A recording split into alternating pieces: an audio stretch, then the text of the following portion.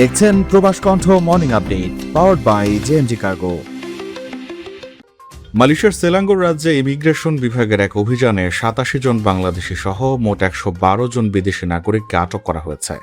বুধবার সকাল ৯টা থেকে সেলাঙ্গোরের বিভিন্ন ব্যবসা প্রতিষ্ঠান এবং প্রাঙ্গণে এই অভিযান পরিচালিত হয়।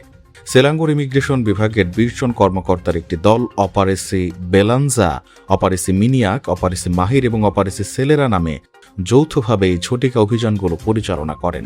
বৃহস্পতিবার এক বিবৃতিতে সেলাঙ্গোর ইমিগ্রেশন বিভাগের উপপরিচালক মোহাম্মদ খুসাইরি কামারুদ্দিন জানান, অভিযান চলাকালে মোট ১১৪ জন ব্যক্তির কাগজপত্র পরীক্ষা করা হয় এবং তাদের মধ্যে ১১২ জনের বিরুদ্ধে ইমিগ্রেশন আইন লঙ্ঘনের প্রমাণ পাওয়ায় তাদেরকে আটক করা হয়।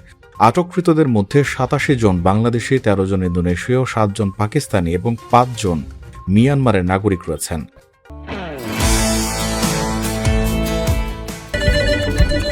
জি, আপনার শিপমেন্ট কল পাঠানো হবে। 5 থেকে 7 দিনের মধ্যে ডেলিভারি। গ্রাহকের প্রত্যেকটি পণ্যের নিরাপত্তা নিশ্চিত করা। প্রতি সপ্তাহে শিপমেন্ট। বাংলাদেশের সব জেলায় delivery service. JMG cargo and logistics Malaysia ৯৫ Jalan Tun HS Lee city centre, Kota Raya RHB bank ও মে ব্যাংকের পাশে। বিস্তারিত জানতে ও বুকিং দিতে হোয়াটসঅ্যাপ করুন।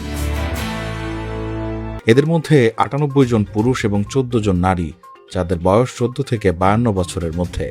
প্রাথমিক তদন্ত শেষে মোহাম্মদ খুসাইরি জানান, আটককৃতরা মূলত বৈধ কাগজপত্র ছাড়া মালয়েশিয়ায় অবস্থান করা, ভিসার মেয়াদ শেষ হওয়ার পরও অতিরিক্ত সময় থাকা এবং ইমিগ্রেশন পারমিটের শর্ত লঙ্ঘনের মতো অপরাধে যুক্ত ছিলেন। পরবর্তীতে প্রয়োজনীয় আইনি ব্যবস্থা গ্রহণ এবং বিস্তারিত তদন্তের জন্য আটককৃত সকল বিদেশি নাগরিককে ইমিগ্রেশন দপ্তরের হেফাজতে নেওয়া হয়েছে। প্রবাস কণ্ঠ নিউজ ডেস্ক।